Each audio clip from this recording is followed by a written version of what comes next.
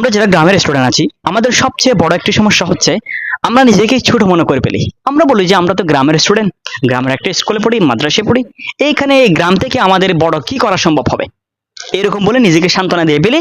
এটার কারণে আমরা বড় কোনো স্বপ্ন দেখি না, বড় কোনো কিছু করার জন্য আমরা আর সাহস পাই না। আপনি কেন নিজেকে ছোট ভাববেন?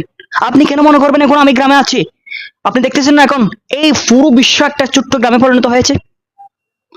You have to not competitive only in your class. আপনার ক্লাসের সাথে আপনাকে কম্পিটিট করলে হবে না, প্রতিযোগিতা শুধু ক্লাসের সাথে দিবেন না। এখন সবচেয়ে একটু বেশি দেখা যায় যে ক্লাসের রুল 1 2 3 হতে পারলে আমার ছেলে অনেক ভালো, আমার ছেলে অনেক মেধাবী। নো, আপনাকে শুধুমাত্র এই ক্লাসের সাথে প্রতিযোগী হলে হবে না। You have to competitive all over the world, you have to competitive all over the country.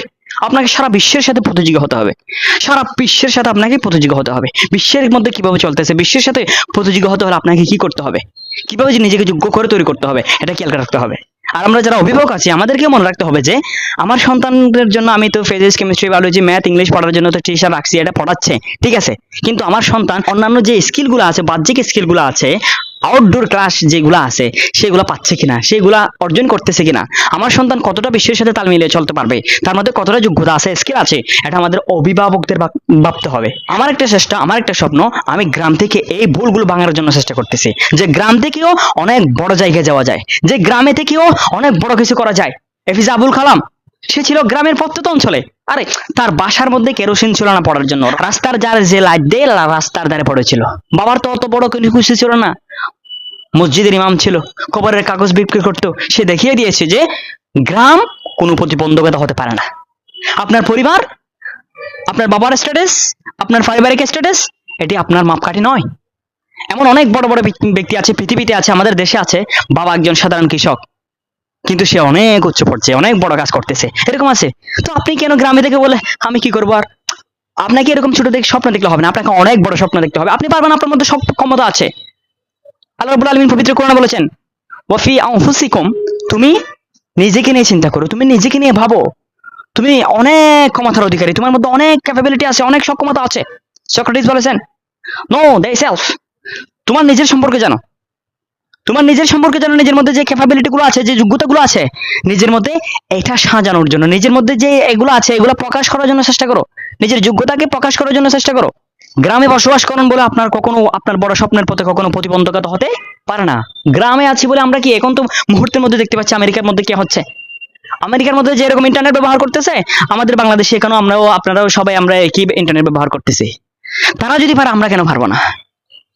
এই জন্য আপনার নিজেকে একটু সতর্ক হতে হবে, আমাদের অভিভাবকদেরকে একটু সতর্ক হতে হবে আমার সন্তান কতটা পারতেছে। দেখেন আমরা গ্রামে, আমার বাবা মাঠে কাজ করে, আমার বাবা এটা কাজ করে, আমার বাবা গাড়ি চালায়। দেখেন একটু চিন্তা করে দেখেন, চাইলে আপনার বাবা আপনাকে নিয়ে মাঠে কাজ করতে যেতে পারতো, চাইলে আপনার বাবা আপনাকে একটা গাড়ি নিয়ে দিতে পারতো, আপনি ওটা চালাতেন, আপনার বাবার সাথে কাজ করতেন।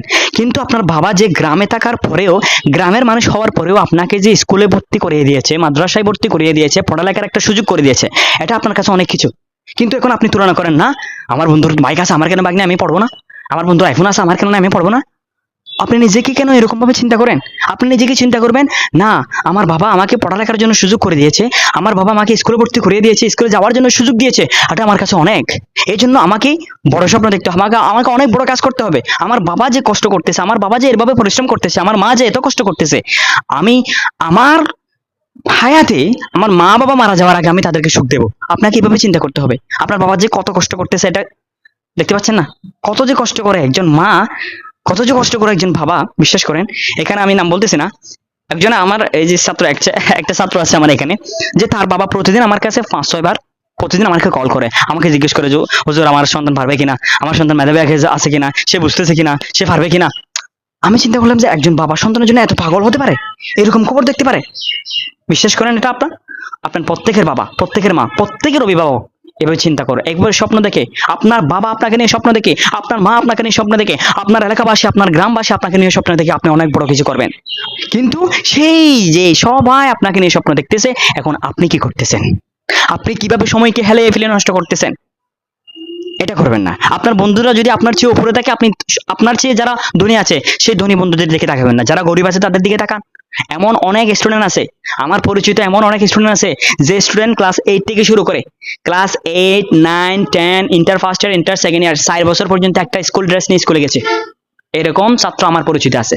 4 বছর পড়েছে একটা স্কুল ড্রেস নিয়ে, তার টাকা নাই, কিন্তু সে একটা ওটাকে পরিষ্কার করে ধুইয়ে পরিষ্কার করে ওটা একটা পড়েছে, কিন্তু সে অনেক এখন এখন সে অনেক কিছু করতেছে, অনেক কিছু করতেছে। আমি আপনাদেরকে দেখাই দিতে পারবো সেই স্টুডেন্টকে।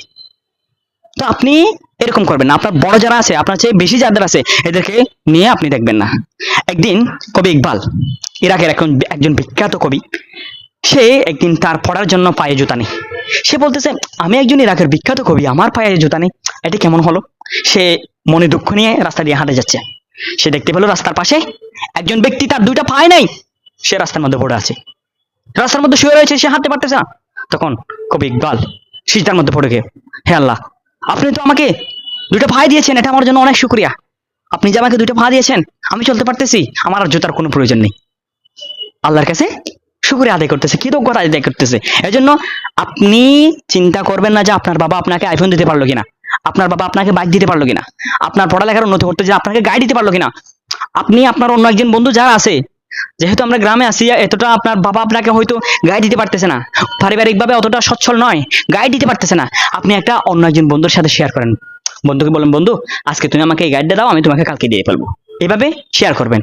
You have to change your attitude, আপনার অ্যাটিটিউড পরিবর্তন করতে হবে।